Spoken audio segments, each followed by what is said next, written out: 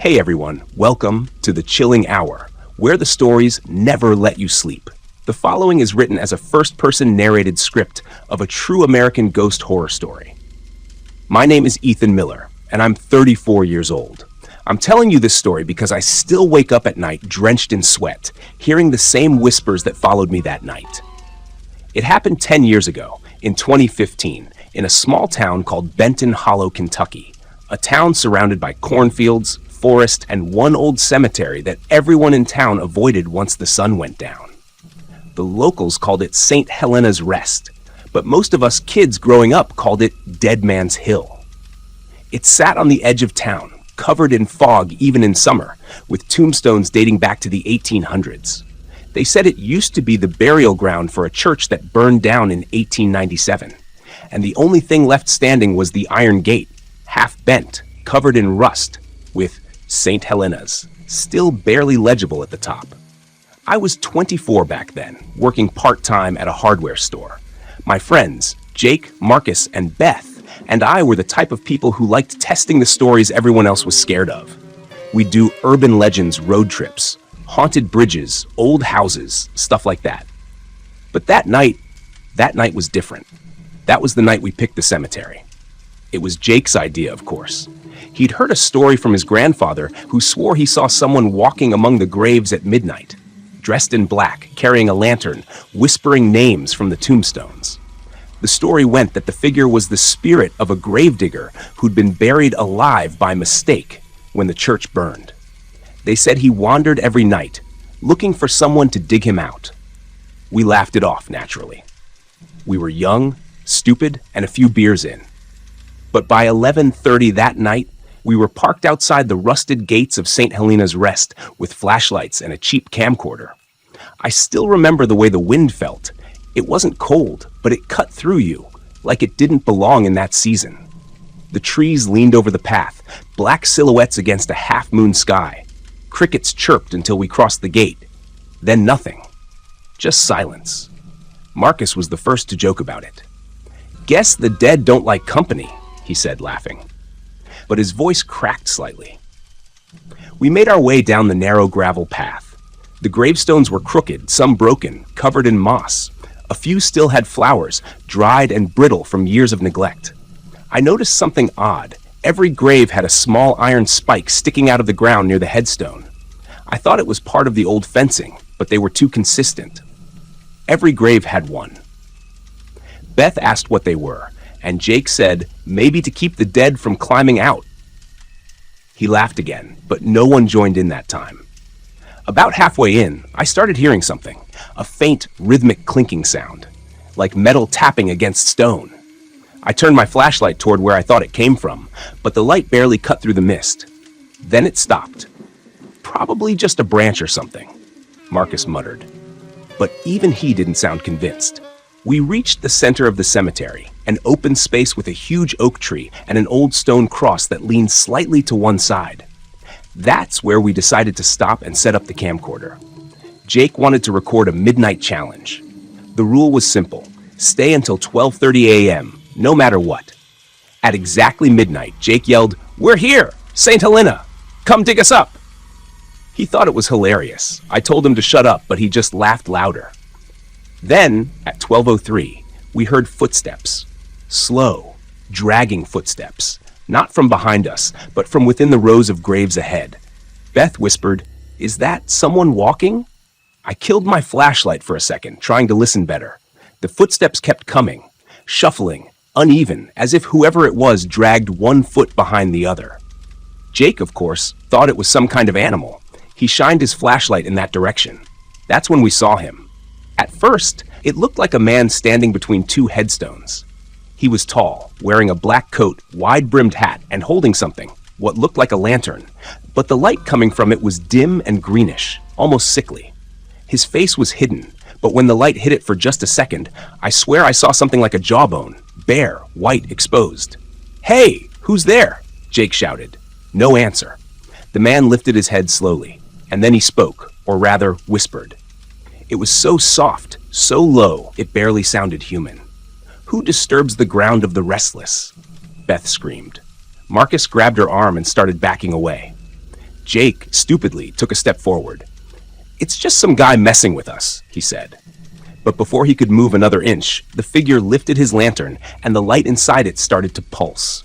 It wasn't fire, it was faces. I swear to God, inside that lantern were faces, distorted, screaming, pressing against the glass from the inside. They flickered like candlelight. Jake froze. Then the man, or whatever he was, took a step forward. Every grave around us made a dull thud sound, like the earth underneath shifted. I looked down, and the soil under one of the headstones was moving. Slowly, rising and falling, like something was breathing underneath. "Run!" I yelled. We bolted toward the gate, flashlights bouncing, the camcorder falling into the mud somewhere behind us. The footsteps followed, faster this time. They weren't dragging anymore. They were running. I could hear Marcus screaming behind me. Then a sound, a sharp metal clang, and he went silent. I turned back for half a second, and I saw him, hanging from one of those iron spikes, his throat caught on it. His body was twitching. Beth screamed so loud it barely sounded human. Jake was ahead of me, already at the gate, yanking it open. I grabbed Beth's arm and pulled her forward, but she stumbled. When I turned to help her up, the man was standing right behind her. His hand, if you can call it that, was on her shoulder, bony fingers digging into her skin. I lunged forward, grabbed her, and yanked. The thing's grip tore a piece of her jacket clean off. She and I ran for the gate. Jake had already climbed through. I pushed Beth out first and turned back for one last look. The figure was at the center of the path, holding the lantern up again. Inside it, there were 3 faces now, screaming. One of them looked like Marcus. I ran. We didn't stop until we reached the car. The keys were gone. Jake must have dropped them. We locked the doors and sat there, shaking. For 10 minutes, we said nothing. Then Beth whispered, "Where's the camcorder?" Jake looked like he'd seen a ghost, literally. "Forget it," he muttered. "We're not going back." The next morning, when we finally went to the sheriff's office, they didn't believe us. They found Marcus's body 2 days later, impaled on one of those same iron spikes we'd seen in the ground. The coroner said it looked like he fell from a height, but there was no sign of any fall. The ground was flat. They ruled it an accident. I tried to go back once, 6 months later, during the day. The cemetery was different, smaller, almost. Half the graves were gone. The oak tree was still there, but the stone cross had crumbled. And the iron gate? It was sealed shut with chains. There was a new sign out front, "Property closed by order of county." I thought I was free of it, but a few weeks after my visit, I started hearing it again. The faint clinking of metal, like something tapping stone. Sometimes I'd wake up at 3 a.m. and hear whispers outside my window. Once I looked out and swore I saw a faint green glow moving across the backyard. Beth didn't make it either. A year after that night, she was found in her apartment, dead from smoke inhalation. The fire marshal said it started from a lantern, an old rusted one. Jake disappeared in 2019. No one ever found him. His car was parked on a back road near Benton Hollow, keys still in the ignition. But inside the car, there was mud. The same dark, wet soil I remembered from that night. I tried burning the clothes I wore that night. I threw out the shoes, changed apartments, even moved 2 states away. None of it helped. The first night in every new place, I hear it. The sound of something scraping the floor, like metal dragging across wood.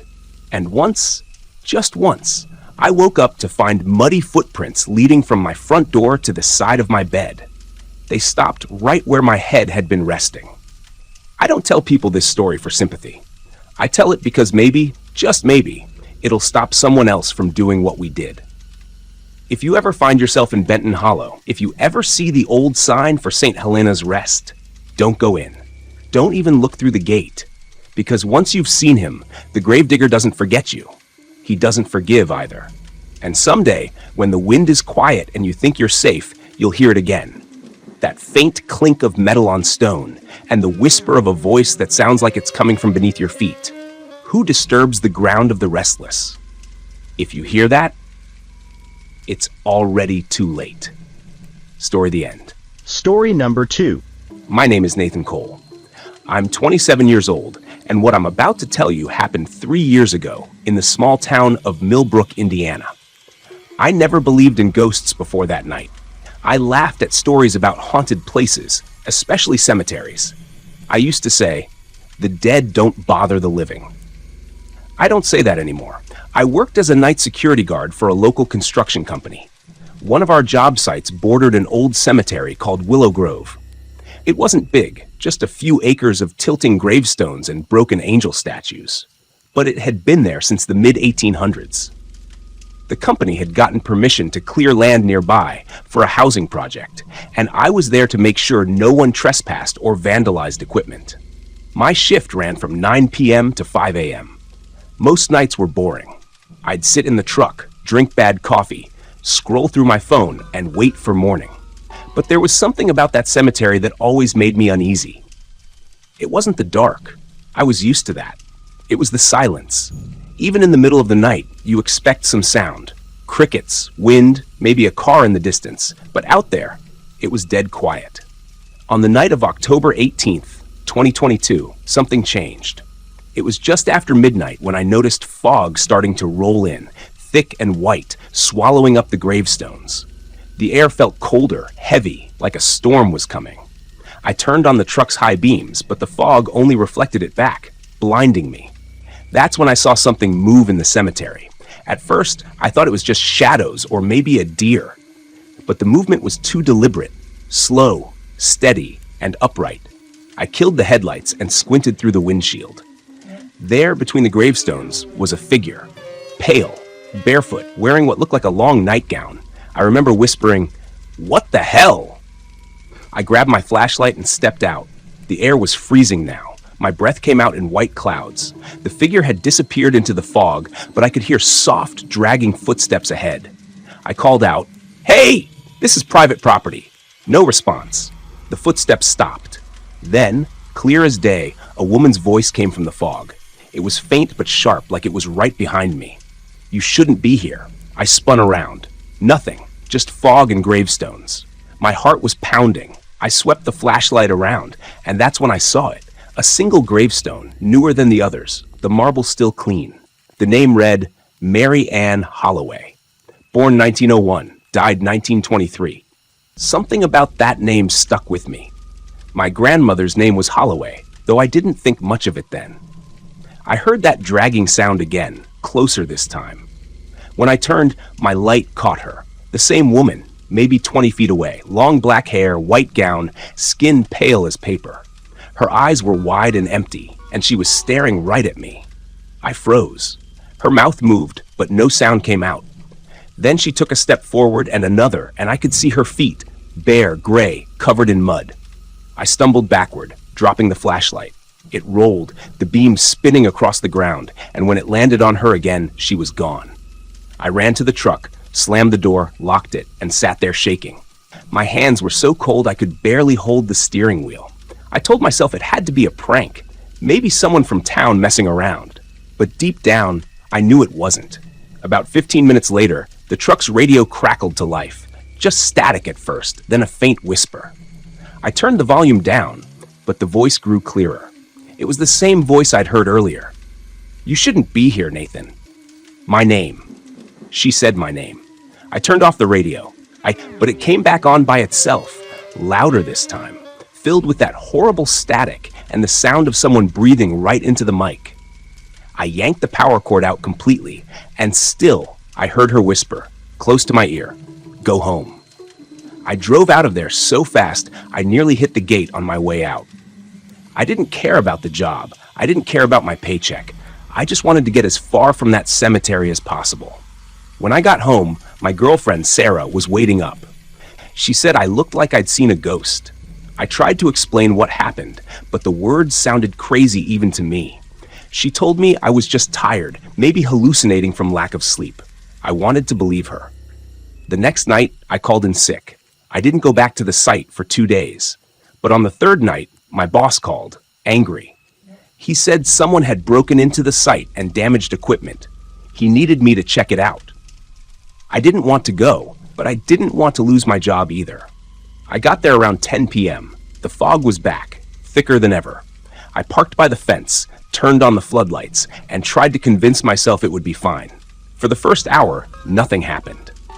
Then I started hearing soft tapping on the side of the truck, like fingers drumming on metal. I stepped out, flashlight in hand. The tapping stopped. Then, from behind me, I heard something scrape across the ground. A slow, dragging sound, like someone pulling their feet through gravel. I turned around, and there she was again, standing in the light. The same pale woman. Only this time, she was closer, 10 feet away. Her head tilted to one side, eyes empty, her mouth twisted into something between a smile and a scream. "Mary Ann," I whispered. I don't even know why I said it, but when I did, her expression changed. Her jaw dropped open wider than humanly possible, and this awful wet gurgling sound came out. Her skin started to crack, like old porcelain. I ran. I didn't stop running until I reached the main road. When I looked back, the fog had swallowed everything. I quit the next morning. I told my boss there was something wrong with that place, but he just laughed. He said the cemetery had been decommissioned years ago, that no one had been buried there since the 1920s. That's when I remembered the date on the gravestone, 1923. That night, I couldn't sleep. Every time I closed my eyes, I saw her face. Around 3 a.m., I heard knocking at my apartment door. 3 slow knocks. I thought maybe it was Sarah coming back from work, but when I looked through the peephole, there was no one there, just fog. The knocking came again. Louder this time. I opened the door. Nothing. But on the floor was a small piece of paper. I picked it up and froze. It was an old black and white photo of a young woman standing by a gravestone. On the back, someone had written, "Willow Grove Cemetery, 1923. Mary Ann Holloway's final rest." I dropped it. When I bent to pick it up, I saw something that made my blood run cold. My reflection in the window behind me. There was a woman standing over my shoulder. I turned around, but of course, no one was there. After that night, everything changed. My apartment started to feel wrong. I'd wake up in the middle of the night to hear whispering coming from the hallway. Objects moved on their own. Small things like keys, cups, the bathroom mirror tilting slightly. One morning, I found muddy footprints leading from my front door to my bed. Bare footprints. I moved out a week later. I thought maybe that would end it, but it didn't. Wherever I went, the same things followed. Fog appearing on clear nights, soft knocking, whispers in the radio. Once, driving home from work, my car radio suddenly turned on by itself, and I heard that same voice whisper, "You can't leave." I started researching her, Mary Ann Holloway. Turns out, she really existed. She was a local woman who died at 22. The newspaper from 1923 said she was found dead in Willow Grove Cemetery, buried alive after a coma was mistaken for death. They said her parents discovered scratch marks inside the coffin after an animal dug it up years later. I realized then why she was still there. She wasn't resting. She was trapped. For months, I tried to ignore it, but she wouldn't let me. Every night, she'd find a way to remind me she was near. I saw her reflection in mirrors, windows, even puddles. Once, I woke up choking. Something cold and wet was pressed against my face. When I sat up, the pillow was soaked with muddy water. I don't know why she chose me. Maybe because I disturbed her grave. Maybe because I didn't leave when she told me to. The last time I saw her was in March 2023. I'd driven to a friend's cabin in Kentucky, hoping to get away from everything. It was isolated, surrounded by woods miles from any town. I thought I'd finally escaped. That night, around midnight, I went outside for some air. There was fog, of course there was, and I could hear something moving near the trees. I turned on my flashlight, and there she was, standing at the edge of the woods, watching me. Her head tilted, eyes black and endless. She didn't move. She didn't speak. She just stared, like she was waiting for something. I whispered, "What do you want from me?" For the first time, she smiled, a slow, sad smile. Then she said, "You saw me," and she disappeared. I stayed there until morning, too afraid to sleep. When I finally looked outside, the fog was gone, but on the porch railing, carved into the wood, were 3 words, "Still with you." I haven't seen her since, but I know she's not gone. Every so often, when the air turns cold and the fog starts rolling in, I hear soft tapping on the window like fingers on glass. And sometimes, in the corner of my eye, I see her white gown fluttering in the dark. I don't think she'll ever leave me alone. And maybe Maybe I deserve that. Because I stayed. Because I saw her. Because I didn't listen when she said, "You shouldn't be here." Story, the end. Story number 3. My name is Jessica Monroe. I'm 31 years old, and I swear what I'm about to tell you really happened. I don't care if you believe me or not. Honestly, part of me wishes I didn't believe it either. It's been almost 9 years, but every time I pass by a cemetery, my chest tightens and I can still smell the wet soil. This isn't just a ghost story. It's something that tore my reality in half. Back in 2016, I was living in a small town in upstate New York called Pine Hollow. It's one of those places that looks peaceful but feels heavy somehow, like the air has secrets. I'd moved there after my divorce to start over. Cheap rent, quiet neighbors, and a view of the Catskill Mountains. My house was a little white cottage near the edge of town. Pretty, if you didn't mind that it sat right across from an old cemetery. Everyone in Pine Hollow called it the Evergreen Rest. But that was ironic. The place hadn't seen rest in decades. Most of the graves dated back to the 1800s. Moss-covered headstones leaned at odd angles, and a huge oak tree stood in the center like a watchtower. The caretaker, Mr. Alcott, was a man in his 70s who lived in a shack behind the church. People said he'd been working there for 50 years and that he talked to the graves. I thought it was just small-town superstition. At first, living across from the cemetery didn't bother me. I even liked it. It was quiet, and sometimes I'd sit on my porch at dusk watching the fog roll over the tombstones. It felt peaceful, almost romantic in a dark way. But that changed the night of October 29th, 2016. That night, I couldn't sleep. The wind was howling, and the air felt unusually cold for October. Around 2 a.m., I heard a scraping noise outside my window, like metal dragging against stone. I froze. My first thought was raccoons or maybe a stray dog, but the sound was rhythmic. Scrape, pause, scrape. I peeked through the blinds and saw movement in the cemetery. Someone standing near the big oak tree. They were digging. I called the police, thinking it was some disturbed kid or a grave robber. But before they arrived, the figure stopped digging and turned its head toward my house. I swear to God, it looked right at me. The moonlight hit its face, and it wasn't normal.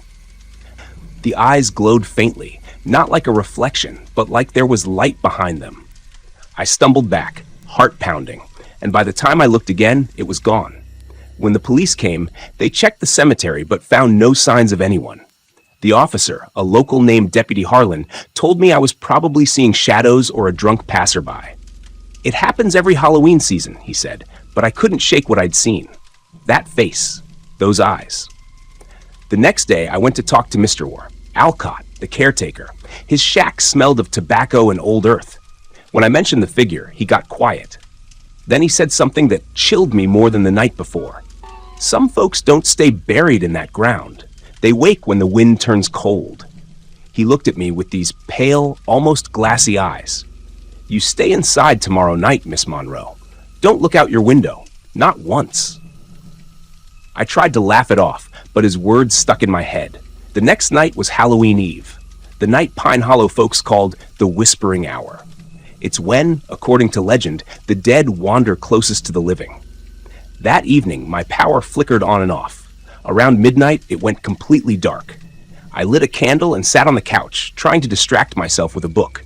But then I heard it again. That same metallic scraping. This time, closer. Right outside my window. My heart hammered. Against my better judgment, I got up and pulled the curtain back just enough to peek through. There was no one there, but the gate to the cemetery was open, slowly swinging in the wind. I swear I'd seen it closed earlier. And then I saw something. Not a person this time, but movement between the graves. The ground seemed to shift, like something was crawling under the soil. I blinked hard, thinking it was a trick of the candlelight.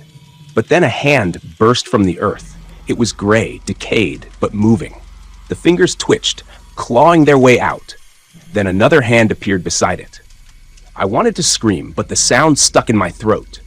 I dropped the curtain and backed away, shaking all over. I heard the sound of dirt spilling, like something heavy dragging itself free. Then silence. A long, suffocating silence that made my skin crawl. I turned to grab my phone, but before I could, I heard slow footsteps on my porch. Wood creaked under the weight. My front door handle started to turn. I froze, staring at it, watching it jiggle. Then, a knock. 3 slow, deliberate knocks. I didn't answer. I couldn't move. The knocking stopped. A few seconds later, something scraped across the door, like fingernails, long, dragging fingernails. I started to cry quietly, praying it would go away. After what felt like an eternity, the noise stopped. When the power finally came back, I stayed awake till sunrise. I opened the door, half expecting to find claw marks or footprints, but the porch was spotless. Not even a leaf disturbed. I convinced myself I'd had a nightmare brought on by stress. But later that day, I went back to the cemetery, needing to see for myself. That's when I saw it. The fresh dirt mound near the oak tree. A grave had been disturbed. The headstone read Eleanor Graves, 1873 to 1901. Something about the name made my stomach drop. Graves, like the ground itself, was mocking me. I told Deputy Harlan again, and he said the site was probably disturbed by animals. He promised to have it filled in.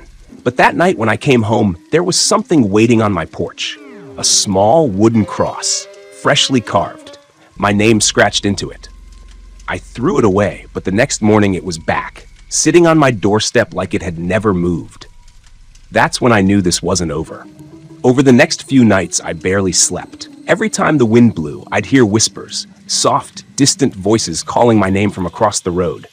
Sometimes I'd catch movement out of the corner of my eye, a pale figure drifting between headstones. Once, I saw her, the woman from the grave. She was standing at the edge of the cemetery, wearing a shredded white dress, her face gaunt, eyes hollow. Her mouth opened slowly, and I heard it. My name, carried through the night in a rasping whisper. Jessica. I screamed and ran inside, slamming the door. That night, I packed a bag and went to stay at a motel on the other side of town. When I told the clerk where I lived, he looked uneasy. "Across from Evergreen Rest?" he asked. "You're not the first one to leave that house. Folks say a woman there sees the dead every fall." The next morning, I drove back to pack the rest of my things. The sun was bright, the world looked normal, and I started to think maybe I'd imagined everything. But when I opened my door, there was mud all over my floor. Wet footprints, bare, human footprints, leading from the doorway to my bedroom. My heart dropped. I followed them slowly, every nerve in my body screaming. The footprints stopped at my mirror. Written across the glass in smeared dirt were 3 words: "You dug me." I fell to the floor. I don't remember how long I sat there crying. When I finally looked up again, the words were gone, but the dirt remained. I moved out that same day. Mr. Alcott helped me load my car. He didn't say a word until I was about to leave. Then he said softly, "She's claimed you now. Best stay far away from this ground." I never went back to Pine Hollow. For years, I tried to rebuild my life. I moved to Albany, started working as a nurse again. But every October, something happens. I'll wake up and find soil on my sheets, my name written in condensation on the mirror. Once, I even found a dead rose on my pillow. Last year, I got curious, or maybe just reckless, and searched online for Eleanor Graves. I found an old newspaper clipping from 1901. It said she'd been buried alive by mistake after being declared dead from a fever. When the grave was opened years later, her coffin lid had claw marks on the inside. That's when it all made sense. The scraping, the digging, the knocking. I think she wants me to feel what she felt. To know what it's like to be buried alive, unseen, unheard. Sometimes I dream of dirt filling my mouth, the world going dark, and her whispering, "Now you understand." I haven't slept properly in weeks. I keep my windows closed, my mirrors covered, but tonight I can hear it again, that scraping sound. Only this time it's coming from under my floor. I tried to record it once, but when I played it back, all I heard was my own voice whispering, "You dug me." I don't know what she wants anymore. Maybe to take me with her. Maybe to remind me that the dead never really rest when they've been wronged. If you ever find yourself in Pine Hollow, don't go near Evergreen Rest. And if you hear scraping in the night, don't look, don't listen. Because once she knows your name, she never forgets. Story the end.